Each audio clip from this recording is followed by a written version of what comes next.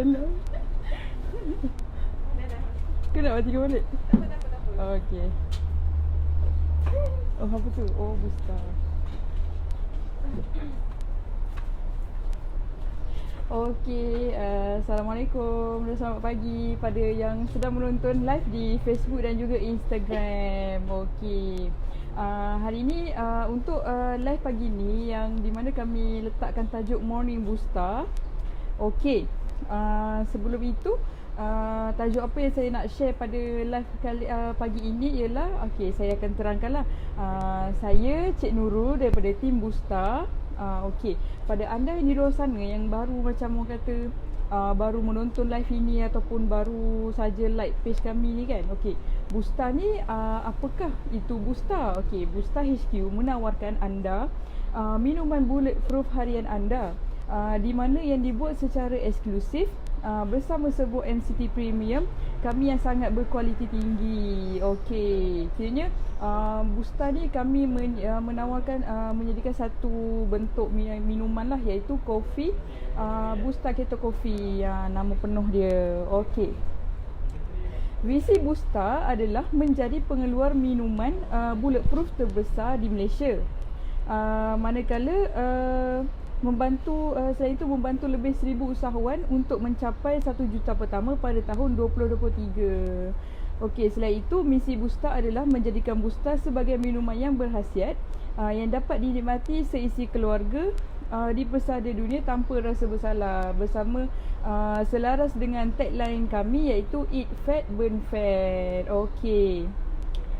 So topik kita pada pagi ini, saya akan membawakan anda yang menonton live ini di mana hari ini kan hari Jumaat kan. Okey, rasa macam sekejap je dah hari Jumaat kan. Rasa macam baru je kita orang live hari tu, hari Ahad, hari Isnin, tiba-tiba dah hari Jumaat. Okey, hari ini tarikh hari ini bersamaan 2 April, iaitu bersamaan dengan 19 Syakban. Okey, bila kita sekarang ni orang kata dalam fasa hujung-hujung lah. Kita kan nak masuk bulan puasa. Jadi lebih kurang dalam 10 hari lagi kita nak menyambut bulan Ramadan.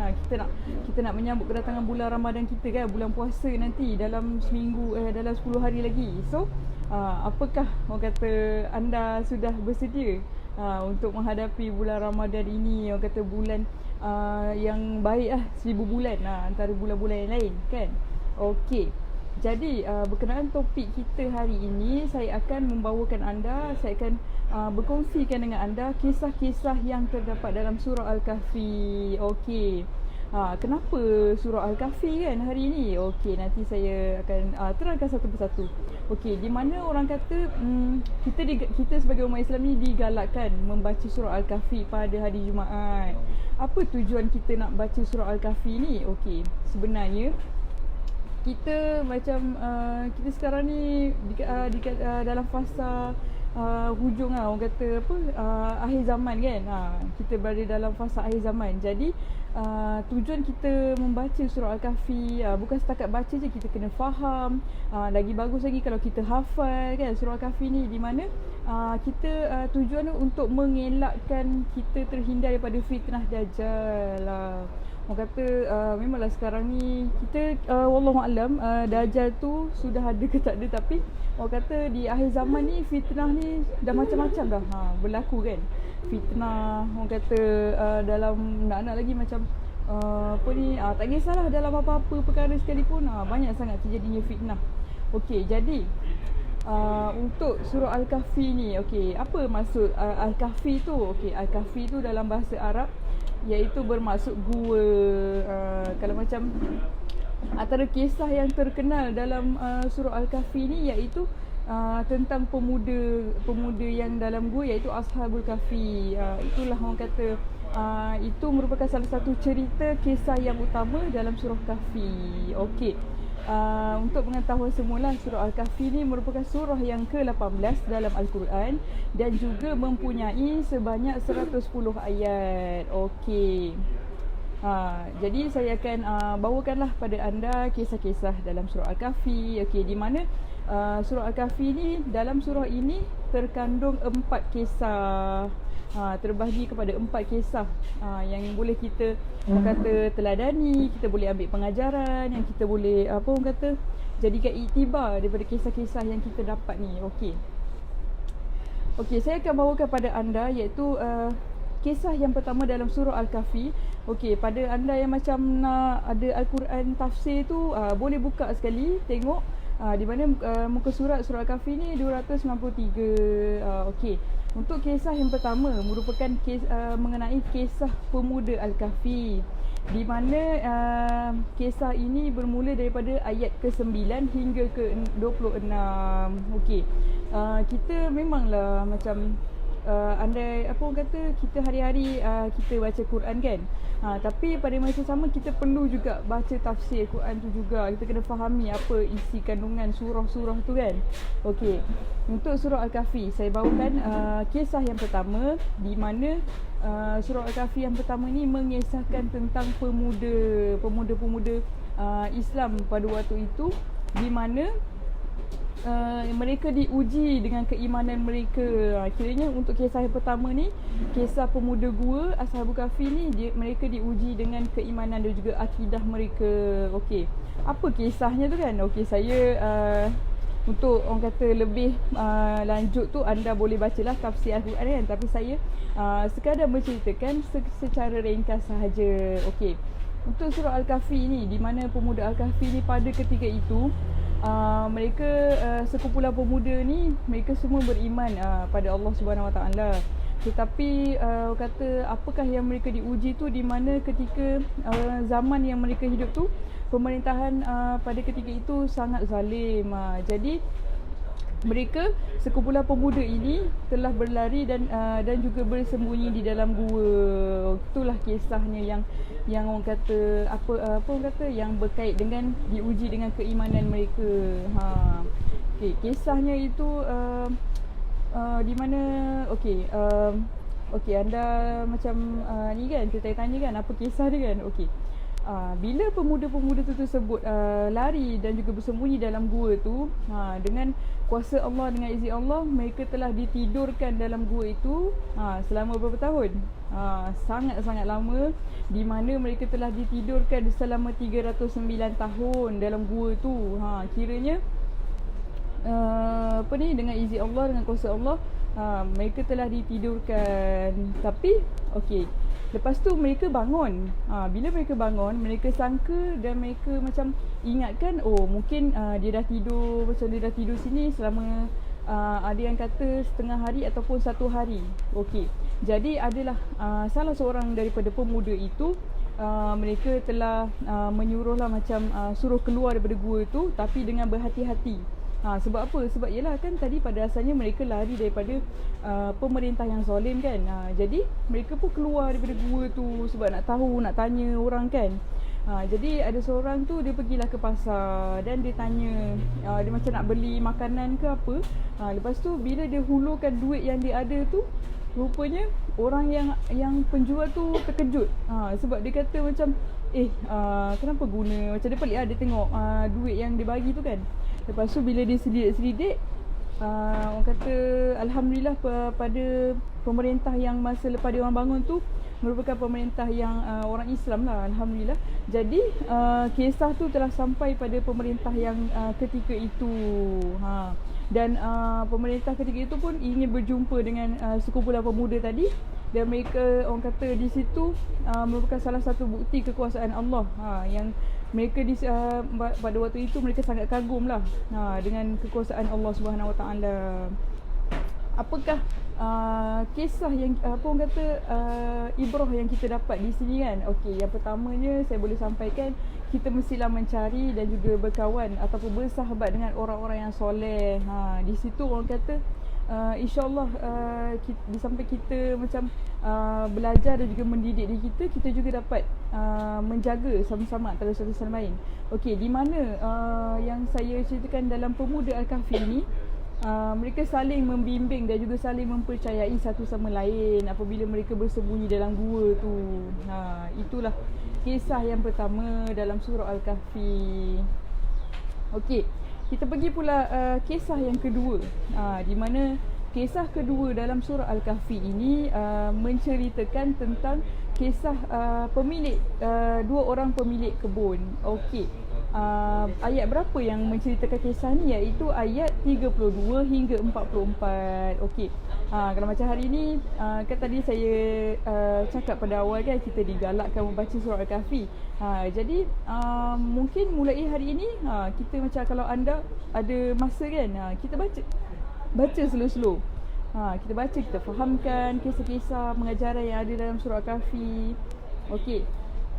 Apa kisah yang kedua tadi? Kisah yang kedua itu menceritakan tentang kisah kepada dua orang pemilik kebun. Okey. Macam yang pertama tadi, mereka diuji dengan keimanan. Okey, untuk yang kedua ini mereka telah diuji dengan harta benda, harta kekayaan milik mereka. Okey. Kisah pemilik dua orang kebun ni, okey, ceritanya macam ni. Pada ketika itu terdapat dua orang pemilik kebun. Okey, yang seorang ini yang merupakan orang agama Islam, seorang ini seorang yang kafir. Okey, jadi apakah kisah yang ada dalam pemilik kebun ni kan? Okey, cerita dia ada dua orang pemilik kebun tu. Yang kafir tu di mana pemilik kebunnya semua orang kata menjadi. Kebun dia ada hasil-hasil tanaman yang baik, subur, orang kata macam-macam, dan orang pun ramai beli dekat yang kafe ni kan. Okey, di mana yang Islam tadi pula orang kata kebun dia tak macam yang orang kafe tadi. Okey, dan keadaan di situ di mana orang kafe ni telah orang kata banggalah. Orang kata macam ya, dia banggalah dengan diri dia kan. Dia kan kafe. Lepas tu orang kata kaya pula tu, dapat tanaman macam-macam, buah-buahan. Dari situ orang kafir ni telah orang kata mempercayai di mana kekayaan yang dia ada tu tidak akan binasa. Dia tidak percaya apa ni, orang kata pada hari akhirat lah, hari kiamat kan. Dan dia juga dia kata kalau macam contoh dia mati sekalipun, bila dia dibangunkan semula, dia percaya yang kehidupan dia pada waktu itu lagi bagus daripada yang ada sekarang. Jadi orang kata orang kafir tu telah banggalah, telah sombong, telah mensyirikkan Allah. Dia tak percaya pada hari kiamat. Jadi yang pemilik kebun yang Islam tadi telah gila, dia macam bagilah nasihat kan. Dia kata kau macam mana, ayat dia lebih kurang macam takkanlah kau tak percaya kan yang ada wujudnya apa kata pencipta tu kan. Jadi yang kaya ni pun orang kata banggalah, bungkak kan. Orang kata dia tak percaya semua-semua tu kan, sebab dia kafir. Jadi orang kata kisah yang pengajaran yang kita dapat daripada kisah yang kedua ini, di mana kita mestilah mengingatkan diri bahawa dunia ni hanya sementara saja, dan akhirat itu adalah yang selamanya. Dan juga pengajaran yang kita dapat dalam surah yang kedua ni, kisah yang kedua ni, kita mestilah mempercayai hari akhirat dan juga memperbanyakkan diri kita ni untuk mengingati mati. Kerana apa? Dunia ni hanya sementara je. Boleh jadi apa yang milik kita ni kata dalam masa 5 minit ataupun 10 minit boleh jadi hilang sekelip mata je. Oleh itu kita mestilah orang kata janganlah berbangga sangat dengan kekayaan yang kita ada tu. Di samping itu kita mestilah seimbangkan dan juga dengan akhirat, iaitu kalau macam kita ada duit apa semua, harta semua tu, kita infakkan, kita sedekahkan pada mereka yang memerlukan. Itulah yang kita salah satu pengajaran yang kita dapat daripada kisah pemilik dua kebun ini. Untuk orang kata lebih lanjut, anda boleh baca tafsir dalam surah Al-Kahfi tu. Baca daripada awal sampai habis. Dia ada 4 kisah yang saya sebutkan tadi. Okey, kita pergi pada kisah yang ketiga dalam surah Al-Kahfi ini. Apakah orang kata isu yang ada dalam kisah yang ketiga ni? Okey. Untuk kisah yang ketiga ini pula mengisahkan berkenaan dengan Nabi Musa dan juga Nabi Khidir. Apakah kisahnya kan? Okey, untuk isu yang kisah yang ketiga ini, di mana isu yang kita tekankan di mana dia diuji dengan ilmu. Okey, ni bagi saya sangat menarik untuk kita kongsikan dan kita ambil iktibar kan.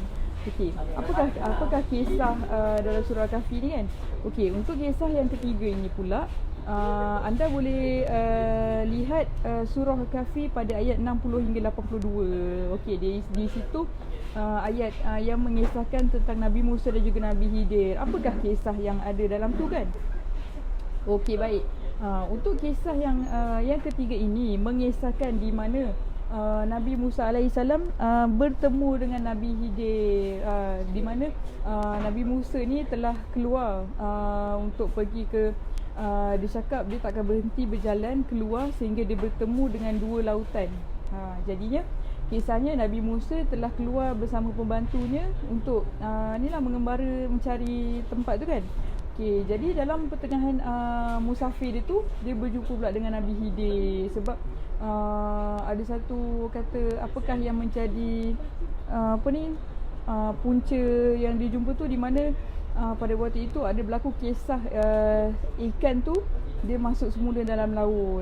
Akhirnya masa tu pembantu Nabi Musa ternampak dan juga memberitahu Nabi Musa tentang peristiwa tu, dan berjumpalah mereka dengan Nabi Khidir. Dan Nabi Musa berkatalah pada Nabi Khidir kan, dia cakap dia nak menuntut ilmu, nak belajar dengan ilmu dengan Nabi Khidir, berdasarkan apa yang Nabi Khidir tahu. Dari situ Nabi Khidir pun membenarkan Nabi Musa mengikuti Nabi Khidir. Tapi Nabi Khidir ni adalah pesan dekat Nabi Musa kan. Dia cakap kalau macam dia kata, kalau Nabi Musa tu nak ikut Nabi Khidir tu, nescaya Nabi Musa dia kata tidak akan sabar dengan dia. Tapi Nabi Musa kata insya-Allah dia akan bersabarlah dengan apa yang Nabi Khidir buat kan. Okey. Tapi ni kisah antara Nabi Musa dengan Nabi Khidir kan. Tapi orang kata pengajaran yang kita nak ceritakan di sini, di mana walaupun Nabi Musa tu orang kata seorang rasul yang mulia pun, dia sanggup dia tak sombong dan juga dia sanggup nak menuntut ilmu dengan Nabi Khidir. Itulah orang kata pengajaran yang kita dapat daripada kisah yang ketiga ni. Okey, macam untuk kisah yang ketiga ni panjang cerita dia, sebab dalam kisah yang ketiga ni ada lagi kisah yang berlaku antara Nabi Musa dan juga Nabi Khidir. Kalau anda nak tahu apakah kisah tu, anda boleh baca dalam tafsir Al-Quran. Sebab sangat panjang kisah tu, sebab dia ada kenapa dia berlaku dan juga sebab dia berlaku. Jadi saya hanya meringkaskan saja kisah yang ketiga ni dan juga menerangkan apakah ibrah yang kita dapat. Okey, iaitu walaupun orang kata kita kiranya ibrah yang saya nak kongsikan ni kan. Okey, walaupun kita dah belajar tinggi mana sekalipun, kita ni orang kata memang dalam Islam kita digalakkan menuntut ilmu. Jadi tak kisahlah kita dah orang kata dah belajar sampai master ke apa sekalipun, kita mesti kalau ada benda baru tu kita belajar je. Belajar ilmu baru supaya kita dapat tambahkan pengetahuan. Kita ni macam kalau contoh kita belajar bidang contoh bidang komputer kan, tak semestinya kita merangkumi semua bidang yang ada kan. Contoh kalau macam anda ada yang macam kita nak kita belajar komputer kan, lepas tu kita belajar pula belajar sastra ke apa ke, kita cuba pelbagai bidang, kita cubalah, di mana di situ kita dapat tambah pengetahuan kita. Okey, jadi apakah kisah yang keempat dalam surah Al-Kahfi ini? Okey, kisah yang keempat dalam surah Al-Kahfi, di mana dalam ayat 83 hingga 101. Okey, untuk kisah yang ketiga ini mengisahkan mengenai pemerintah yang baik, pemerintah yang beriman dan juga pemerintah yang ada kuasa yang luar biasa, iaitu yang bernama Zulkarnain. Okey, apakah keistimewaan Zulkarnain ni dalam surah Kahfi ni? Okey, kita mesti sangat biasa dengar perkataan Ya'juj Ma'juj, betul? Okey, untuk kisah Zulkarnain ini, dia merupakan seorang pemerintah di mana dia telah orang kata mengembara lah ke satu dunia ni. Okey, lepas tu dia berjumpa pula pada satu kawasan ni, iaitu yang di mana masyarakat di situ telah meminta bantuan Zulkarnain ini untuk membantu masyarakat di situ. Kenapa? Sebab kawasan masyarakat situ dia duduk di antara dua buah gunung. Jadi mereka mengadulah pada Zulkarnain ini, di mana mereka menyatakan ada satu bangsa ni, iaitu Ya'juj Ma'juj, telah orang kata dia bangsa ni dia membuat kerosakan. Dia macam perosak lah muka bumi dan juga kawasan-kawasan setempat di situ. Jadi dia pun meminta bantuan Zulkarnain untuk membantulah menghalang Ya'juj Ma'juj ni.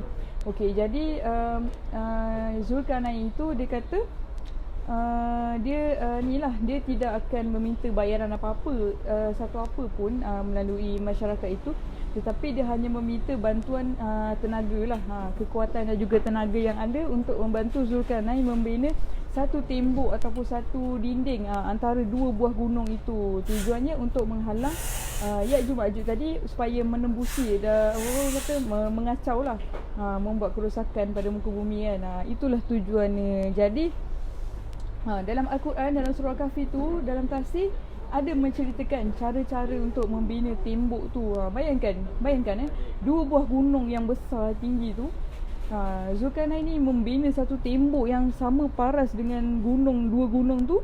Lepas tu adalah cara-cara dia kan. Untuk lebih lanjut anda boleh baca tafsir Quran surah Kahfi ni. Jadi dia telah membina tembok tinggi tu dengan bantuan juga tenaga masyarakat dekat situ. Dan orang kata okey, apa intipati yang kita dapat daripada ni kan? Okey, kisahnya, pengajaran yang kita dapat di sini, walaupun Zulkarnain ni seorang pemerintah yang baik, yang orang kata ada kuasa besar dan juga beriman kan, walaupun dia seorang pemerintah tapi dia tetap rendah diri, dia tawaduk, dan juga dia menyatakan bahawa semua yang dia ada tu hanyalah milik Allah Subhanahu Wa Taala. Mana yang orang kata, ada tak yang pemerintah yang kata begitu kalau macam contoh dia ada kuasa macam mana sekalipun, dia tetap orang kata rendah diri, yang di mana semua tu dengan izin Allah, dengan apa orang kata Allah yang beri pada dia kan. Orang kata itulah Zulkarnain ni, walaupun dia berjaya membina tembok tu, dia tetap mengatakan yang itu semua daripada Allah Subhanahu Wa Taala. Itulah kisah-kisah yang terdapat dalam surah Al-Kahfi, iaitu dalam bahasa Melayunya gua lah. Al-Kahfi tu bermaksud gua. Okey, jadi banyak sangat iktibar dan juga pengajaran daripada kisah-kisah yang kita ceritakan tadi kan, daripada yang pertama sampai yang keempat kan.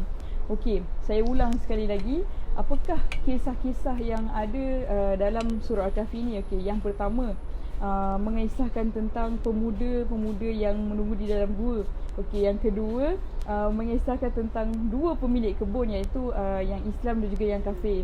Yang ketiga mengisahkan tentang perjalanan Nabi Musa dan juga Nabi Khidir. Dan juga yang keempat mengisahkan tentang kisah pemerintahan yang baik, iaitu Zulkarnain yang telah membantu masyarakat setempat tu membina tembok untuk menghalang Ya'juj Ma'juj itu daripada mengganggu dan juga merosakkan mereka. Okey, apakah isu-isu yang terdapat dalam surah Kahfi dan juga 4 kisah ni? Okey, yang pertama di mana isu berkaitan dengan akidah dan juga keimanan kita. Kita macam Malaysia sendiri, kita mengamalkan apa? Akidah Ahlussunnah wal Jamaah. Jadi orang kata kita mengamalkan akidah sunnah wal Jamaah dan juga mazhab Asy-Syafi'i. Itu yang kita amalkan di Malaysia lah. Okey, yang kedua tadi kita mengisahkan tentang isu diuji dengan harta benda, harta kekayaan yang kita ada ni. Jadi kita kena ingat kekayaan semua ni bukanlah kekal dan juga hanya bersifat sementara. Begitu juga dengan dunia kita kan.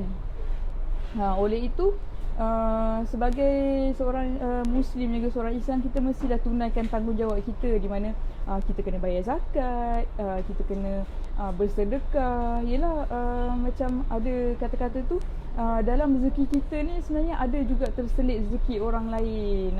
Kita bantu mana yang memerlukan kan. Macam sekarang contoh yang kita boleh ambil macam daripada Ustaz Abid Liu kan, dia bantu orang bukan saja dalam seluruh Malaysia, padahal dia bantu juga dekat luar negara, sampai pergi Afrika sana dia bantu masyarakat yang kesusahan kan. Jadi kita perlu kata dari situ kita boleh lah contohi dengan Ustaz Abid Liu tu kan.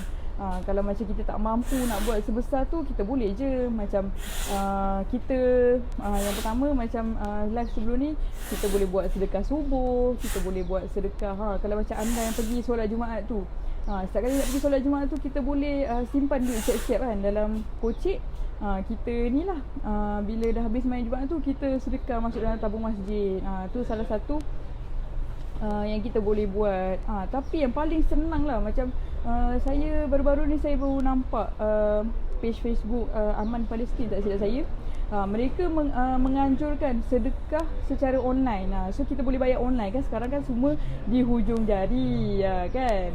Jadi orang kata tak payah nak susah-susah buang minyak, buang masa, buang tenaga. Kita buka handphone, kita sedekah je online. Sangat banyak. Anda boleh lihat di Facebook tu di mana dia menganjurkan pelbagai lah. Macam sekarang ni ada mereka menganjurkan salah satunya untuk bulan Ramadan, infak bulan Ramadan, di mana mereka membuat sedekah untuk puasa, untuk sahur, untuk berbuka, ada juga yang untuk duit raya, macam-macam. Kita semua boleh je, boleh explore semua tu. Okey, yang ketiga berkenaan dengan ilmu. Macam saya cakap tadi lah, kita sebenarnya walaupun tua ke muda ke, kita digalakkan untuk menuntut ilmu. Tuntutlah ilmu. Apa orang kata pepatah tu, sampai ke negeri China. Itulah orang kata pepatah. Jadi walaupun macam kita dah habis belajar ke apa ke, kita digalakkan untuk menuntut ilmu di mana saja. Macam sekarang ni memang orang kata fasa-fasa online kan, media sosial, Facebook, YouTube. Boleh je kita buka je. Orang kata just dengar, lepas tu ambil nota apa-apa yang penting, apa yang apa orang kata intipati kandungan ilmu tu kan. Okey. Jadi kisah yang keempat itu mengenai tentang apa tadi, dengan kekuasaan. Ingatlah walaupun kita ni berada orang kata di tempat tertinggi sebagai pemerintah, kita kena ingat macam kita ambil ibrah lah daripada kisah Zulkarnain tadi, di mana dia tetap rendah diri, tawaduk. Dia tetap mengatakan yang walaupun dia hebat sekalipun, dia tetap kata yang semua ni datang daripada Allah Subhanahu Taala yang dikurniakan pada dirinya. Okey. Jadi itulah orang kata 4 kisah dan juga 4 isu yang ada dalam surah Al-Kahfi yang saya ceritakan tadi. Okey, saya juga ingin orang kata mengajak anda bersama-sama kita amalkan surah Kahfi ni. Jadikan surah Kahfi ni, baca surah Kahfi sebagai amalan harian kita pada hari Jumaat. Jadi untuk hari Jumaat juga kita juga digalakkan untuk berselawat kepada Nabi Muhammad SAW. Apa orang kata berselawat banyak sangat pada hari Jumaat. Itulah orang kata salah satu amalan yang kita boleh lakukan kan. Allahumma salli ala sayyidina Muhammad. Kita macam time kerja tu boleh je berselawat banyak kali kan. Orang kata digalakkan berselawat. Kenapa? Satu selawat yang kita baca tu Allah akan beri kebaikan pada kita, 10 kebaikan. Selawat ni bukannya benda susah pun. Kita selawat je. Walaupun apa, kalau macam tak sempat nak kerja, mungkin lepas sembahyang tu kita boleh selawat. Buat 10 kali, buat berapa kali, tak kisahlah berapa kali pun. Jadi itulah antara amalan-amalan yang kita boleh lakukan pada hari Jumaat. Okey. Okey, sekian saja untuk live pagi ini, iaitu live Morning Booster daripada saya, Cik Nurul. Saya harap sangat apa yang saya kongsikan pada pagi ini dapat memberi manfaat pada kita semua. Kalau macam apa ni, kata mungkin kalau kita tak nak baca berjemaah, kita tak nak baca seorang-seorang, kita ajak satu keluarga kita baca Al-Kahfi sama-sama kan. Itulah kebaikan yang kita dapat untuk menghindarkan diri daripada fitnah Dajjal di akhir zaman. Okey. Sekian saja daripada saya. Minta maaf atas kekurangan ataupun kesilapan daripada saya. Yang baik itu datang daripada Allah, yang kekurangan itu datang daripada saya sendiri. Okey, sekian saja untuk live pagi ini. Nantikan live kami pada pukul petang nanti 2.30 petang. Okey, kami akan kupas lagi topik-topik yang menarik pada anda. Sekian saja live saya hari ini. Okay, Assalamualaikum warahmatullahi wabarakatuh.